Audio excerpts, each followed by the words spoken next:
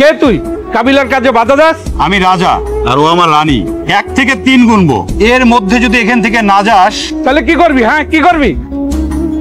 আমরা কি ওদের থেকে রেহাই পাবো না? চলো আমার সাথে, আর যেন না আসে সেই ব্যবস্থা করছি। আসো। কাবিলা নামে এক গুন্ডারে পাঠাইছি, দেখো ওরা ঠিকঠাক মতো কাজ করতেছে কিনা। আমি কিন্তু বারবার ওই ফকির বাচ্চা কাছে হাইরা যাইতাছি। হেরে তো যেতেই হবে মিস্টার তালুকদার। হ্যাঁ, আপনার পাঠানো গুন্ডা বারবার ঠিক মতো কাজ না করতে পারলে তো হেরেই যাবেন। এই মেয়েটা না হয় পরের মেয়ে, আমি তো আপনাদের ছেলে। আপনি এবং আপনার জামাই মিলে আমার জামাইরে নিয়ে একটাও বাজে কথা বলবি না। একদম চুপ। আজকে আমি বলবো, তোরা সব শুনবি, কারণ আজকের পর থেকে তোদের সবার সাথে আমার সম্পর্ক শেষ। এই যে তালুকদার সাহেব, আমি তো জানতাম আপনার সামনে থেকে যুদ্ধ করার লোক। একবারও চিন্তা করলেন না যে এই ছেলেটা একসময় আপনার বাপ ডাকতো? তুই কি করতেছিস সেগুলা? নাটক বন্ধ।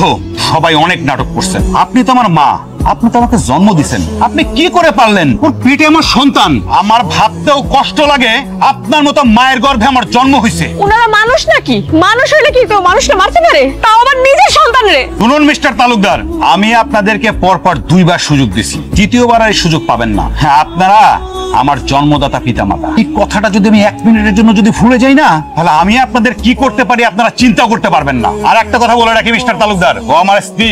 ওর উপরে বা আমার উপরে সজ্ঞানে অজ্ঞানে যদি কখনো। দাঁড়াও জামাই, কই যেতেছো? কেন বাড়িতে যাইতেছি? আমার বাড়িতে তোমার ঢোকা নিষেধ। তুই আমাকে লগে থাকবি, আর জামাই আমাকে বাড়িতে আর ঢুকতে পারবো না। আমি তোমারে বিশ্বাস কইরা আমার সমস্ত ব্যবসা তোমার হাতে তুইলা দিছিলাম। তুমি আমার সাথে বিশ্বাসঘাতকতা করছো, আমার ব্যবসায় অনেক বড় লস করছো, আমার ছেলেরে পেছন থেকে মারছো, আমার সমস্ত সম্পত্তি দখল করা পাইতারা করছো। চলে যা বলছি। আমি জানতাম এরকম দিন আমার আসবে, আপনি সবকিছু বুঝা যাবেন। এই জন্যই তো আমি আগে আগে সব কাজ কাম সাইরে ফেলাইছি। কিছুদিন আগে একটা ফাইল দিছিলাম আপনারা সই করতে, মনে আছে? ওটা কিসের বা অফিসের কোনো কাগজপত্র ছিল না, ওইটা ছিল একটা দলিল। দলিলটা আপনার কাছ থেকে সুন্দর ছলে বলে কৌশলে সইটা করে নিছি। বাংলা সিনেমার ভিলেন গো দেখছেন না, কেমনে সই করে সবকিছু হয়ে যায়। তোর জামাই এগুলা কি করতেছে? তুই কিছু কষ্ট না কেন?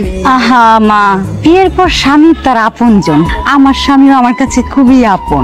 আর ও যা করেছে সবকিছু আমাকে জানাই করছে। তাই সসম্মানে তোমরা এই বাড়ি থেকে চলে যাও, না হলে আমার জামাই তো একটু ঘাড়তেরা। তোর মতো মাইয়ার আমি পেটে ধরছিলাম? যে লোক জামাইয়ের উপরে ভরসা কইরা পোলার সাথে সম্পর্ক নষ্ট করে দেয়, আপনি আপনার কর্মফল পাইছেন না, জানগা সুন্দর করে জানগা। আমরা যাব না, আমরা তোর এই প্রতারণা মানি না। কর্মফল একদিন তুইও ফিরে পাবি।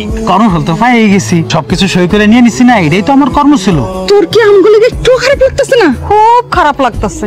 আমার জামাইয়ের তো আমি খুব ভালোবাসি, তাই এখন জামাইয়ের কথা শুনতে বাধ্য আমি। তাদের সাথে কথা বলে সময় নষ্ট করতেছো কেন? চলো, তোমার সাথে আমার জরুরি কথা আছে। তোমার নাম কি? আমার নাম সেতু। তুমি কি আমার সুমন্দির বইয়ের ক্লাসমেট নাকি? একসময় ক্লাসমেট ছিলাম। এই মেয়েটাকে আপনি যা বলবেন তাই শুনবে। ওটা তো আমার খুব দরকার। শোনো সেতু, তুমি আজকে আমার সুমন্দির নতুন বাসায় গিয়ে উঠবা, আর ওইখানে গিয়ে মিতুরে বলবা যে তুমি পালায় আসছো, তোমার আশ্রয়ের দরকার আছে।